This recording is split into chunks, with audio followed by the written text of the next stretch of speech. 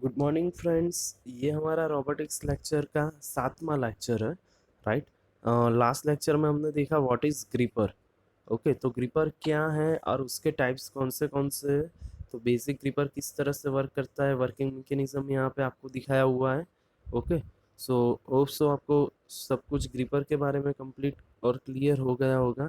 Okay, और gripper के जो टाइप्स थे उसमें मैकेनिकल ग्रिपर था, उसके बाद में वैक्यूम कप ग्रिपर था। ओके, एडहेसिव ग्रिपर था, हुक एंड स्कूप ग्रिपर था, मैग्नेटिक ग्रिपर था, expandable and blender type gripper था। तो कुल मिला के 5 टाइप के ग्रिपर थे। ओके, आज का जो लेक्चर है उसमें हम स्टडी करेंगे कि ट्रांसड्यूसर क्या है। ओके, और उसके साथ साथ में रॉबोट की एप्लीकेशंस क्या हैं, उसके एडवांटेजेस एंड डिसएडवांटेजेस। तो ये जो लेक्चर है वैसे देखने जाओ तो एडवांटेजेस, डिसएडवांटेजेस और रोबोटिक्स हम क्यों स्टडी कर रहे हैं, उसकी एप्लीकेशन क्या है, एक्चुअल मार्केट में हम उसको कहाँ पे यूज़ कर सकते हैं। राइट। तो वो जो है वो हम आज के लेक्चर में देखेंगे। बराबर है। ट्रांसड्यूसर का जो पार्ट है वो तो बहुत ही कोई ऐसा कुछ है नहीं कि उसमें डीप में हम स्टडी करने वाला है। देखो यहाँ पे जितने भी इलेक्ट्रॉनिक्स पार्ट है जैसे सेंसर है, ट्रांसड्यूसर है, राइट। तो उस सभी में हम क्या करने वाला है कि बेसिक उसका फंक्शन क्या होता है, अगर उसके टाइप है तो वो कौन से टाइप है, बराबर है, वही स्टडी करेंगे। उसको डीप में स्टडी नहीं करने वाला कि भाई वो कैसे वर्क कर रहा है, उसमें किस तरह का प्रोग्रामिंग आने वाला है। राइट, वो सारा कुछ इसमें स्टडी नहीं आने वाला है। बेसिक रॉबोट जो है वो कैसे वर्क करता है, उसमें कौन से पार्ट्स रहते हैं, उसके कौन से टाइप्स है रोबोट के, राइट, वो हम स्टडी करने वाला है। बाकी जो पोर्शन है वो इलेक्ट्रॉनिक्स एंड कम्युनिकेशन जो ब्रांच है उसमें कवर होते हैं। डन। तो ट्रांसड्यूसर क्या है बेसिक, ये हमने ट्रिपल एम सब्जेक्ट अगर आपने स्टडी किया होगा तो ट्रांसड्यूसर एग्जैक्टली क्या है वो आपने स्टडी किया ही होगा। ओके, ट्रांसड्यूसर ऐसा एक डिवाइस है जो कोई भी एक फिजिकल क्वांटिटी को दूसरी क्वांटिटी में कन्वर्ट करता है। मतलब किस तरह से कि suppose a transducer is a device that convert one type of physical variable, जैसे कौन से फोर्स है, प्रेशर है, टेम्परेचर है, वेलोसिटी है, फ्लो रेट है, into the another form. Okay, कौन से फॉर्म में, अनदर फॉर्म में कन्वर्ट करता है। तो वो कैसे करता है, जैसे फोर्स है, आपके पास कोई ऐसा ट्रांसड्यूसर है, वो क्या करता है, फोर्स को वेलोसिटी में कन्वर्ट करता है। राइट। तो ट्रांसड्यूसर एक ऐसा डिवाइस है जो आपके पास कोई भी एक फिजिकल वेरिएबल है उसको दूसरे वेरिएबल में कन्वर्ट कर लेता है। तो भाई इसकी रिक्वायरमेंट क्या है, हम क्यों ऐसा करें। राइट। तो ये जो चीज़ है वो कंपलसरी है, क्यों है, क्योंकि आपके पास कोई भी चीज़ है, जैसे फोर्स आपने अप्लाई किया है, राइट। तो फोर्स आपने अप्लाई किया, बट सेंसर जो है वो सेंस करके वो कितना फोर्स है वो कैसे दिखाता है, तो with the help of transducer वो क्या करता है, फोर्स को कोई एक क्वांटिटी जैसे वोल्टेज है, फोर्स को वो वोल्टेज में या वेलोसिटी में कन्वर्ट कर लेता है और उसको वो क्या करता है, शो कर लेता है। ओके, तो ट्रांसड्यूसर बेसिक डिवाइस क्या है वो क्लियर हो गया है। ओके, तो a common conversion is to electrical voltage. देखो यहाँ पे लिखा हुआ है कि भाई कॉमन कन्वर्जन क्या होता है, इलेक्ट्रिकल वोल्टेज में ही होता है। क्यों होता है, and the reason for making conversion is that the converted signal is more convenient to use and evaluate. Okay, तो जो आप कन्वर्जन कर रहे हो वो क्या होता है कि भाई जैसे आपको पर्टिकुलर फोर्स कितना है वो मेज़र करना है सपोज, तो आप क्या करोगे, फोर्स डायरेक्टली मेज़र नहीं कर पा रहे हो, तो आप ट्रांसड्यूसर का यूज़ करके क्या करोगे, उसको वोल्टेज में कन्वर्ट करोगे, तो उसको कैलिब्रेशन कहते हैं। राइट। तो कैलिब्रेशन चीज़ ऐसी है कि पर्टिकुलर क्वांटिटी को आप क्या कर रहे हो, दूसरे में कन्वर्ट कर रहे हो। तो कैलिब्रेट मतलब 1 न्यूटन फोर्स लगेगा तो वहाँ पे सपोज आपने ऐसा कैलिब्रेशन किया हुआ है कि 10 वोल्ट आपको सिग्नल देगा। राइट। अगर 2 किलो न्यूटन है तो 20 वोल्ट सिग्नल देगा। राइट। तो उस हिसाब से कैलिब्रेशन किया हुआ रहता है कि जितना फोर्स लगेगा उस हिसाब से वोल्टेज जो है उसकी प्रोपोर्शनलिटी क्या रहेगी। तो उस हिसाब से आपको डायरेक्टली पता चल जाता है कि भाई वहाँ पे कितना फोर्स लगा हुआ है। ओके, तो ट्रांसड्यूसर जो है उसके दो टाइप है, एक जो है वो एनालॉग ट्रांसड्यूसर और दूसरा जो है वो है digital digital transducer. Okay, analogue transducer क्या है कि जैसे हमारे कोई भी व्हीकल है तो व्हीकल के अंदर हम स्पीड देखते हैं, राइट। तो स्पीड जो है वो हमको एनालॉग पहले जो आता था वो सारा कुछ क्या था, एनालॉग था, राइट। कि आपको क्या पर्टिकुलर वहाँ पे एक मेजरिंग जो भी वहाँ पे एक स्टिक हो, नीडल हो, राइट, वो क्या करती थी, रोटेट होती थी। जितना भी आप एक्सीलेटर दे रहे हो, जितनी स्पीड इंक्रीज हो रही है, उस हिसाब से वहाँ पे पर्टिकुलर नीडल रहती थी, वो 10 speed, 20 speed, 30 speed, 40 speed, right, उस हिसाब से दिखाती थी। तो वहाँ पे क्या होता था, पर्टिकुलर नीडल जो थी वो मूव हो रही थी, राइट, वो जो एरो था वो मूव हो रहा था, राइट। जबकि डिजिटल में क्या होता है, आपको डिजिटली शो करते हैं। डिजिटली क्या शो करते हैं कि भाई डायरेक्टली वहाँ पे आपको नंबर देखने को मिलेगा, जितनी स्पीड इंक्रीज होगी तो वहाँ पे लिखा होगा कि भाई अभी 20 हो गई है, 50 हो गई है, 70 हो गई है। तो अभी जो भी एडवांस व्हीकल आप ले रहे हो, सारों में डिजिटल ट्रांसड्यूसर होगा ही होगा। एक लेवल के ऊपर के जो भी व्हीकल है, सपोज आप एक्टिवा की भी बात कर लो या कोई पल्सर बाइक की बात कर लो, राइट। तो उस सभी में अभी क्या है, डिजिटली ही आपको देखने को मिल रहा है। तो डिजिटल क्या है, एनालॉग क्या है, वो मैं आपको समझा रहा हूँ, राइट। वो ट्रांसड्यूसर नहीं है, वो सिंपल मैंने आपको समझाया कि डिजिटल क्या है और एनालॉग, उन दोनों के बीच का डिफरेंस क्या है। तो एनालॉग ट्रांसड्यूसर सेम है कि भाई आपको वो नीडल थ्रू, सपोज वोल्टेज में आप कन्वर्ट कर रहे हो, जैसे मैंने बताया कि भाई आप 1 किलो वहाँ पे आप 1 किलो न्यूटन का फोर्स अप्लाई कर रहे हो, तो यहाँ पे क्या दिखा रहा है, 10 वोल्ट दिखा रहा है। तो वो 10 वोल्ट कैसे दिखाएगा, तो जो नीडल है वो क्या करेगी, 10 वोल्ट जितना रोटेशन करेगी, राइट। 10 वोल्ट जितना क्या करेगी, वो रोटेशन करेगी। ये जो रहता है ना, इस हिसाब से यहाँ पे रहता है 10, फिर 20 रहता है यहाँ पे, ओके। और यहाँ पे बीच में क्या रहता है, नीडल रहती है, या पॉइंटर बोलते हो, जो भी आप बोलते हो, राइट। तो वो इस हिसाब से दिखाता रहता है, बराबर। जैसे आप स्पीड इंक्रीज करोगे वो क्या करता है, इस साइड रोटेट करना स्टार्ट करता है, डिक्रीज कर रहे हो तो इस साइड रोटेट करना स्टार्ट करता है, ओके। तो ये जो है वो क्या है, एनालॉग है, ओके। ये जो है वो क्या है, एनालॉग ट्रांसड्यूसर है।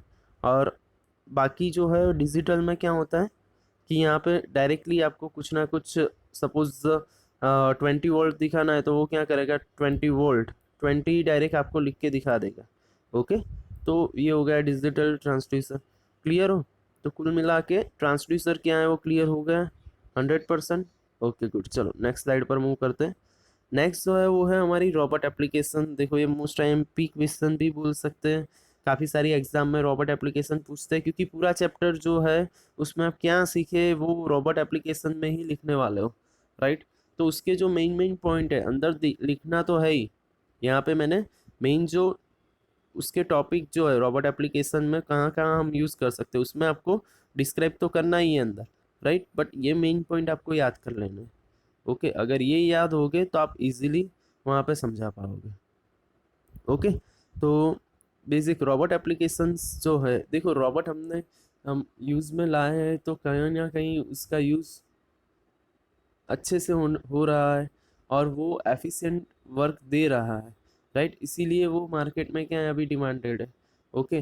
पर्टिकुलर पर्सन की जगह वो ले रहा है, क्यों ले रहा है, क्योंकि हमारी कोई ना कोई लिमिटेशंस रह जाती है, जबकि वो लिमिटेशंस हम क्या करते हैं, रॉबोट में दूर कर देते हैं।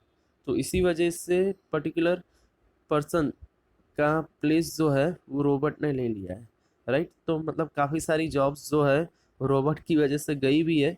तो वो एक उसका डिसएडवांटेज है, बट एडवांटेज में हम ऐसा देख सकते हैं कि ये जो है वो कहीं ना कहीं हमारी लिमिटेशंस रह रही है, इसीलिए रोबोट जो है वो हम यूज़ में लाया है, राइट। क्लियर हो, ओके। मतलब हेल्पफुल है हमको, कहीं ना कहीं एफिशिएंट वर्क दे रहा है, कहीं ना कहीं एक्यूरेंसी जो है वो इंक्रीज कर रहा है, ओके। जो हम नहीं कर पा रहा है वो कर रहा है, राइट।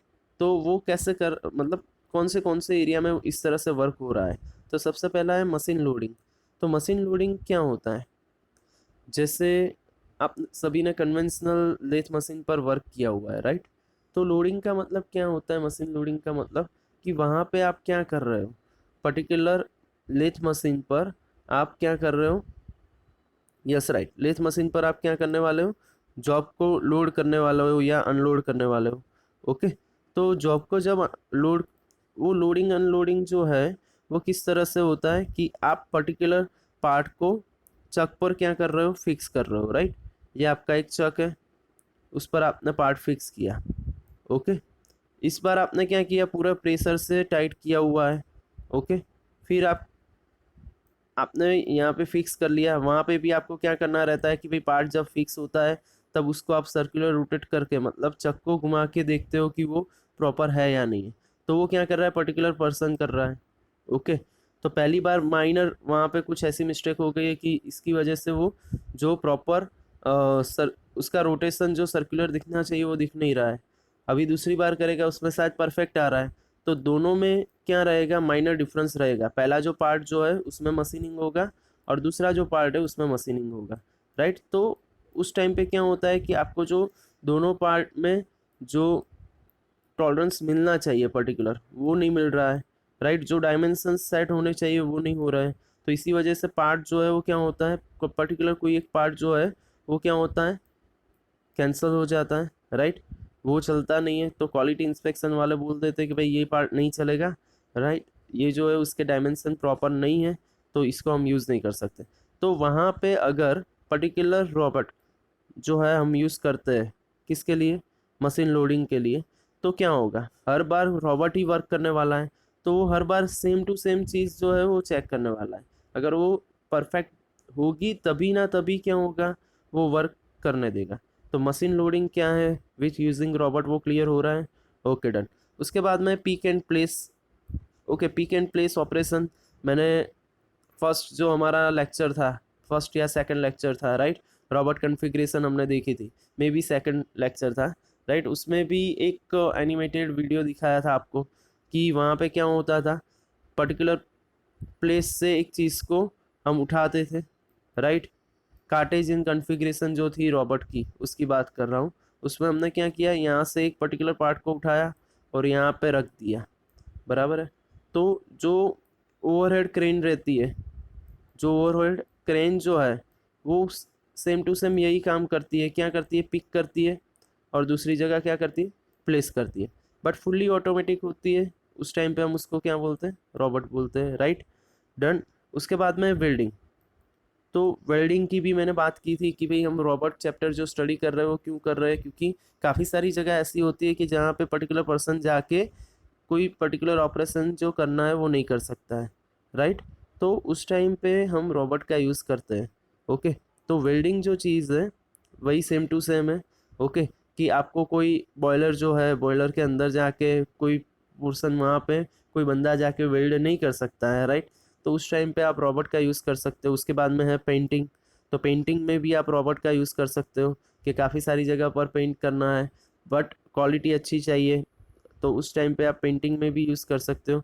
इंस्पेक्शन, इंस्पेक्शन में देखो कोई बंदा जो है वो एरर कर सकता है, बट रॉबर्ट से अगर आप इंस्पेक्ट करवा रहे हो तो पर्टिकुलर चीज़ जो है वो चेक करेगा ही कि पर्टिकुलर पार्ट जो है वो कैसा है, राइट। आप 1 ईयर से चेक कर रहे हो तो शायद आप में कुछ एरर रह जाती है, बट रॉबर्ट जो चेक कर रहा है, राइट, उससे अगर आप काम करवा रहे हो तो उसमें आपको क्या मिलेगी, एक्यूरेंसी सही मिलेगी, राइट। कि इंस्पेक्शन करेगा तो पार्ट जो है उसमें कोई एरर रहने वाली नहीं है, ओके। उसके बाद में सैम्पलिंग। उसके बाद में असेंबली ऑपरेशन। देखो असेंबली ऑपरेशन में मैक्सिमम यूज़ होते हैं कि बड़ी बड़ी जो कंपनी है, राइट, जो भी बड़ी बड़ी कंपनीज है उसमें क्या होता है कि सपोज़ हम बात कर लें मारुति सुजुकी की, राइट। तो मारुति सुजुकी के जो भी प्लांट होते हैं वहाँ पे आपको क्या लगता है, सपोज़ कोई भी एक कार आप ले लो, कोई भी एक पर्टिकुलर कार ले लेते हैं हम, ओके। सपोज़ बलेनो ले रहे हैं, राइट। तो बलेनो जो है वो कार महसाणा साणंद प्लांट में हो रही है। ऐसा हम बोल सकते हैं कि वहाँ पे वो मैन्युफैक्चर हो रही है, बट उसके सारे पार्ट जो है, उसका बलेनो का प्लांट जो है वो बहुचराजी है, राइट। तो उसके सारे पार्ट्स जो है वो उसी प्लांट में क्रिएट नहीं होते। बहुचराजी साणंद में जो मारुति सुजुकी का प्लांट है वहाँ पे सारे पार्ट्स वो क्रिएट नहीं कर सकते, जैसे सस्पेंशन सिस्टम है, राइट। बलेनो की सस्पेंशन सिस्टम है, तो सीट्स वगैरह है, राइट। तो वो सारी चीज़ें यहाँ साउंड प्लांट में नहीं होती है मैन्युफैक्चर, ओके, वो क्या करते हैं, बाहर कोई भी एक कंपनी, डिफरेंट डिफरेंट कंपनीज को वो अप्रोच करते हैं, राइट। तो उस कंपनीज के पास से, जैसे यहाँ पे वो लोग व्हील जो है वो भी डायरेक्ट एमआरएफ से लेते हैं। वो तो आप सभी को पता होगा, आपने जो भी टायर देखे होंगे, राइट। तो व्हील में जो टायर लगे होते हैं वो क्या होते हैं, एमआरएफ या दूसरी कोई कंपनी के रह जाते हैं, राइट। तो वो क्या करते हैं, डायरेक्टली वहाँ पे उसको परचेस करके लाते हैं। Same to same suspension system है, तो उसके लिए एंड्योरेंस करके कंपनी है, उसका यूज़ करते हैं मे बी। हाँ, ऐसा 100% श्योर नहीं हूँ इसमें। कोई भी मतलब सी8 टायर भी हो सकता है, एमआरएफ का टायर भी हो सकता है, यहाँ पे एंड्योरेंस की सस्पेंशन सिस्टम भी हो सकती है, दूसरी कोई कंपनी की भी सस्पेंशन सिस्टम हो सकती है, मतलब ऐसा फिक्स नहीं है। बट वो क्या करते हैं, बाहर से परचेस करते हैं। अभी प्लांट उनका क्या है, ऑलमोस्ट ऑटोमेटिक है। तो ऑलमोस्ट ऑटोमेटिक है मतलब क्या है, वहाँ पे सारे रोबोट ही वर्क करते हैं। वो क्या करते हैं, पूरी जो हम फोर व्हील जो क्रिएट होती है, बलेनो, राइट। तो वो क्या करते हैं, डायरेक्टली जो भी पार्ट्स है उसको डायरेक्टली असेंबल करना स्टार्ट करते हैं। ओके, जिस तरह की उसकी रिक्वायरमेंट है वो पहले से क्या होता है, अलग अलग लोकेशन पर, यहाँ पे टायर रखा हुआ है, यहाँ पे सस्पेंशन सिस्टम है, यहाँ पे कोई दूसरा इंजन का पार्ट है, राइट। तो वो सारी चीज़ें जो है वो पर्टिकुलर फिक्स प्लेस पर उन्होंने रखी हुई होती है। और उसको भी वो क्या होता है कि पर्टिकुलर पार्ट में डिवाइड है, कि सपोज टायर असेंबली है तो उसका पूरा सेक्शन अलग है, वहाँ पे जाएगी। अगर उसकी चेसिस जो है वो पर्टिकुलर प्लेस पर जाएगी तो ऑटोमेटिक वहाँ पे टायर असेंबली जो है वो फिट हो जाएगी, क्योंकि वहाँ पे टायर और उसके रिलेटेड, असेंबली के रिलेटेड सारे के सारे जो भी पार्ट्स है, वहाँ स्क्रू से लेके सब कुछ वो फिक्स रहता है, राइट। तो रॉबोट क्या करता है, पर्टिकुलर प्लेस से वो क्या करता है, पर्टिकुलर प्रोसेस फॉलो करना स्टार्ट करता है, वहाँ पे कहाँ पे व्हील लगाना है, कैसे फिट करना है, कहाँ से स्क्रू पिक करना है, कहाँ पे उसको फोर्स से प्लेस करना है, राइट। तो वो सारी चीज़ क्या रहती है वहाँ पे, ऑटोमेटिक रहती है। तो प्लांट क्या हो गया, ऑटोमेटिक हो गया। तो वहाँ पे बंदे क्यों चाहिए, तो यहाँ पे जो चीज़ें जो रख रहे हैं वो भी क्या पर्टिकुलर बंदे ही रखने वाले हैं, राइट। रॉबोट यहाँ से उठा रहा है, बराबर, ऑटोमेटिक है, बट उतना भी ऑटोमेटिक नहीं है, फुल्ली ऑटोमेटिक नहीं है। वहाँ पे पर्टिकुलर चीज़ जो आई, टायर आया तो वो किसने रखे, हमने ही रखे हैं, राइट। टायर जो फिट हो रहे हैं वो पर्टिकुलर प्लेस पे फिट हो रहे हैं, उसके चेकिंग के लिए भी वहाँ पे एक पर्सन रहना चाहिए। ओके, उसके बाद में पर्टिकुलर जो चीज़ हो गई कंप्लीट यहाँ पे, तो उसको टेस्ट करने के लिए भी पर्सन रहते हैं। यहाँ से जो भी हम चीज़ परचेस कर रहे हैं, जैसे हमारे पास टायर आए तो अच्छे है कि नहीं है, जो प्रॉपर क्वालिटी में है या नहीं है, तो उसके इंस्पेक्शन में भी यहाँ पे एक बंदा रहता है, राइट। तो काफ़ी सारी जगह पे इंजीनियर्स रिक्वायर्ड रहते हैं। तो इस तरह से प्लांट जो है वो वर्क करता है, राइट। तो ये हो गई पूरी असेंबली ऑपरेशन की बात। ओके, तो असेंबली कैसे होती है वो आपको पता होना चाहिए। डन। ओके, सैम्पलिंग की जो बात थी उसमें क्या था कि पर्टिकुलर प्लेस पर जाके आपको सैंपल कलेक्ट करना है, राइट। जैसे मून पे जाते हैं तो वहाँ पे पर्टिकुलर रॉबोट ही क्या करता है, सैंपल कलेक्ट करता है, और फिर जब भी रिटर्न स्पेस आता है, राइट, तो उससे हम उस सैंपल का यूज़ करके हमें पता चलता है कि वहाँ पे क्या क्या चीज़ है, राइट। तो सैम्पलिंग के लिए भी हम क्या करते हैं, रॉबोट का यूज़ करते हैं। तो असेंबली ऑपरेशन हो गया, सैम्पलिंग हो गया, फिर मैन्युफैक्चरिंग। तो मैन्युफैक्चरिंग में तो ऑलमोस्ट हम क्या करते हैं, अभी जो है कन्वेंशनल लेथ का प्लेस जो है वो किसने ले लिया है, सीएनसी मशीन ने ले लिया है, राइट। तो असेंबली ऑपरेशन जो है वो ऑलमोस्ट, सॉरी, मैन्युफैक्चरिंग प्रोसेस जो है उसमें तो ऑलमोस्ट रोबोट जो है उसका ही यूज़ कर रहे हैं हम, राइट। तो सॉरी, मैन्युफैक्चरिंग जो है वो अभी रोबोट से ही हो रहा है, राइट। मतलब सीएनसी मशीन से हम करवा रहे हैं, तो उसमें क्या कर रहे हैं, लोडिंग अनलोडिंग ही हमारे हाथ में है। काफ़ी सारी जगह पर लोडिंग अनलोडिंग भी ऑटोमेटिक हो गया है, राइट। तो लोडिंग अनलोडिंग होने के बाद सारे ऑपरेशंस जो है वो मशीन ही कर रहा है, हम कहीं पे कुछ करने वाला नहीं है वहाँ पे। ओके, तो वो भी हो गया रोबोट की एक एप्लीकेशन। उसके बाद में सर्वेलेंस। तो सर्वेलेंस में क्या होता है कि सिक्योरिटी सिस्टम है या ट्रैफिक कंट्रोलिंग सिस्टम है, तो उस जगह पे आप रॉबोट का यूज़ कर सकते हो। ओके, कैलिफोर्निया में ये चीज़ जो है वो यूज़ होती है, राइट, हाईवे सिस्टम में। तो उसमें वन लाइन जो ट्रैफिक है, राइट, वो जो है वो पर्टिकुलर मतलब इस तरह से कंट्रोल होता है रोबोट से। ओके, उसके बाद में मेडिकल एप्लीकेशंस। तो मेडिकल एप्लीकेशंस जो है उसमें ज़्यादातर यूज़ होने लगे अभी रोबोट, पर्टिकुलर ऑपरेशन परफॉर्म करने के लिए भी रोबोट का यूज़ करते हैं, राइट। तो मेडिकल इंडस्ट्रीज़ में भी काफ़ी एप्लीकेशंस बढ़ गई है रोबोट की। आपने काफ़ी सारी जगह पे देखा होगा, बहुत सारे मशीन्स भी अभी आ गए उनके पास, राइट। तो मेडिकल इंडस्ट्री में भी रोबोट का यूज़ होता है। हजार्डस एनवायरनमेंट मतलब जहाँ पे हम वर्क नहीं कर सकते, हमारे लिए वो जो है वो इंजरियस है। पर्टिकुलर पर्सन अगर वहाँ जाके ये वर्क करेगा, पर्टिकुलर वर्क करेगा, तो उसको इंजरी होने के चांस है ही है, राइट। तो उस टाइम पे हम क्या करते हैं, रोबोट का यूज़ कर सकते हैं। हजार्डस एनवायरनमेंट आप सभी को पता है कि जहाँ पे शायद टेम्परेचर हाई है, वहाँ जाके आपको वर्क करना है, तो वो आपके लिए सूटेबल नहीं है। अगर आप वहाँ पे रोबोट को भेज के वो वर्क करवा लेते हैं, then it is easy and मतलब हो जाएगा इजीली, राइट। तो ये जो है हजार्डस एनवायरनमेंट की एप्लीकेशन मेनली होती है, राइट। फिर under water space and remote locations, तो ये सारी चीज़ तो आपको पता ही है कि भाई अंडर वाटर में कुछ वर्क करवाना है, बराबर है। तो उसके लिए भी हम रोबोट यूज़ करते हैं। स्पेस में भी आप सभी को पता है काफ़ी सारे रोबोट जो है वो भेजे गए, मतलब स्पेस में पर्टिकुलर स्पेस क्राफ्ट जो रहता है उसके बाद में जो वर्क रहता है, राइट, तो वो रॉबर्ट थ्रू ही वो करवाते हैं। उसके बाद में वहाँ से डेटा कलेक्ट करते हैं और उस डेटा से हमें पता चलता है कि भाई वहाँ पे क्या क्या चीज़ें हैं, किस तरह से हमें आगे बढ़ना है, राइट। और रिमोट लोकेशंस के जहाँ पे हमें जाना इजी नहीं लग रहा है, तो उस जगह पे भी हम रॉबर्ट को भेज सकते हैं। तो कुल मिला के एप्लीकेशंस जो थी वो इतनी थी, राइट। तो एडवांटेजेस और बाकी सारी चीज़ें हम नेक्स्ट लेक्चर में स्टडी करेंगे। Thank you very much to watch the video.